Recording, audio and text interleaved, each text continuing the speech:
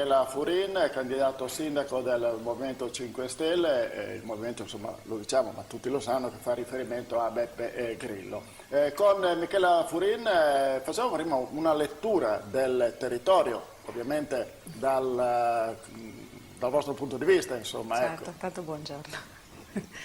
Allora, noi siamo un gruppo che è nato in pratica l'anno scorso, infatti abbiamo festeggiato, diciamo, il primo anno di attività con tutte le difficoltà che possono essere di un gruppo giovane, inesperto, non abituato alla politica, ai giochi politici e che si mette in campo fondamentalmente con l'entusiasmo di portare avanti un modo nuovo di fare politica, anche perché quello che succede ormai è sotto gli occhi di tutti, in effetti è lo sfacelo quasi non solo dell'Italia, ma poi sì anche cioè la ricaduta a livello locale, per cui il Polesine vive in piccolo tutte le contraddizioni e problematiche che ci sono a livello nazionale per quanto riguarda il lavoro, la politica, la partecipazione dei cittadini alla politica, i problemi ambientali, per cui in piccola scala riproduciamo quello che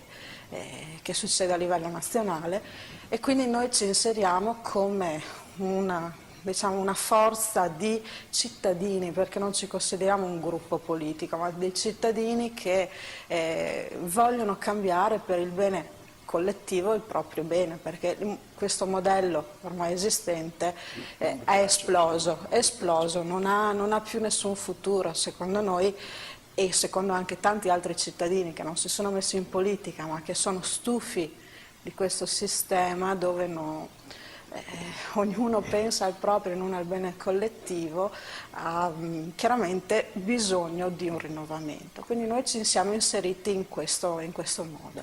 Senta, lei ha parlato di futuro, ha parlato di coinvolgimento, allora visto che si presenta come candidata a sindaco, parlando proprio in maniera più specifica del territorio, quali sono gli obiettivi sui quali intende lavorare, il vostro gruppo lavorerà e soprattutto attorno ai quali cercherà di coinvolgere gli elettori?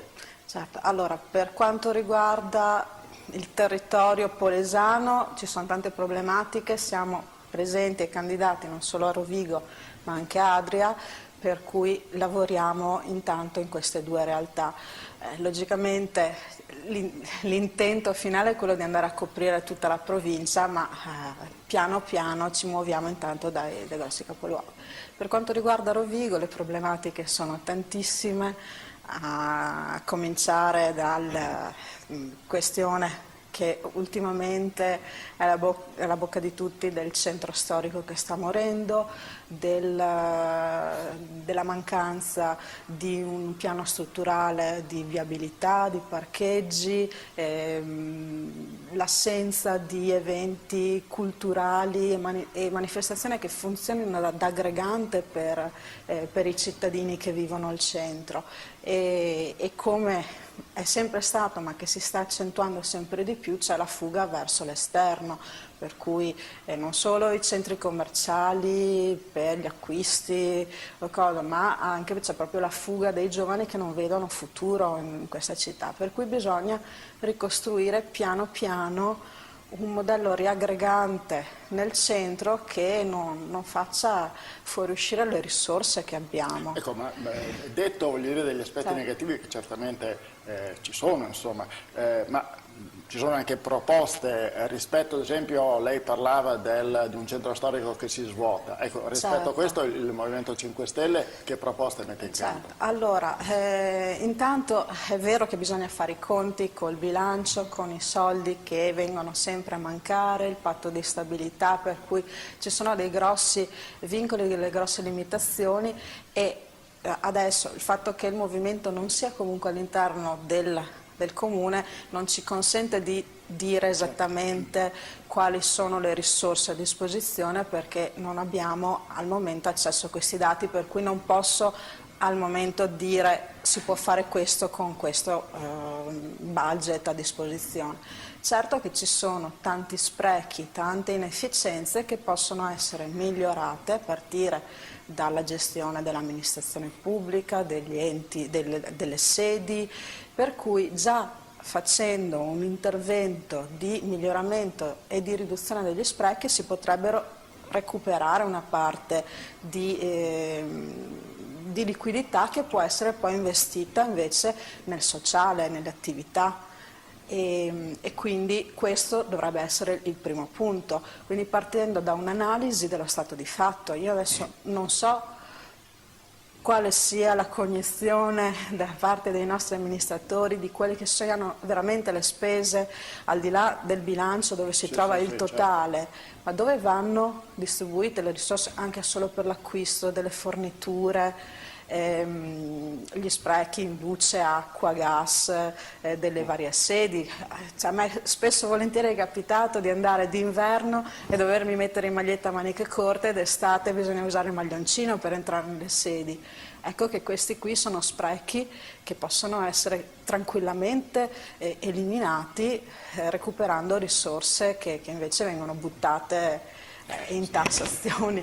Senta, questo è un esempio. Ecco. Furin, detto che avremo altre occasioni per approfondire insomma, quello che per il momento è stata proprio solo un'analisi così molto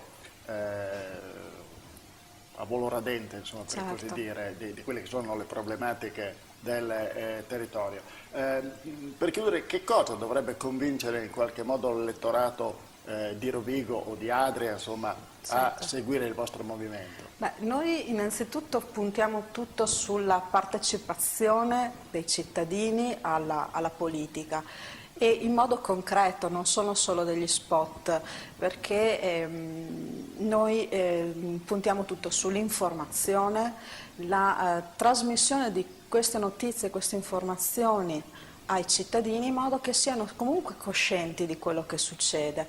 Se una persona è cosciente può prendere le proprie decisioni, far valere anche i propri diritti. L'abbiamo fatto ad esempio quest'estate, quando c'è stato presentato il progetto per le trivellazioni, per l'estrazione di gas in Polesine, che era passato diciamo sotto gamba, nessuno sapeva nulla, e noi abbiamo fatto una grossa campagna informativa per far conoscere quali sono i pericoli del territorio. Quindi lei dice una maggiore partecipazione. Sì, una trasparenza totale, una condivisione di intenti, di informazioni prima, di intenti e uno scambio continuo di proposte, perché tante volte i cittadini non partecipano alla politica, ma non è che perché non hanno le idee, perché si sentono completamente estranei da chi li amministra.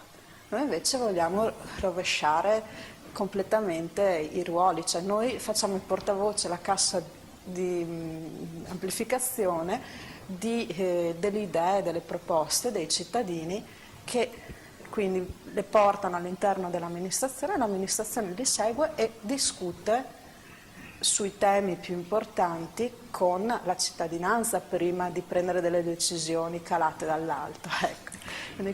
Allora, dicevo, avremo altre occasioni di contatto con Michela Furin per approfondire i temi che oggi abbiamo come dire, solo sfiorato. Ringrazio comunque Michela Furin, candidato sindaco del Movimento 5 Stelle, grazie a voi di averci seguito. Buon proseguimento di serata. Grazie.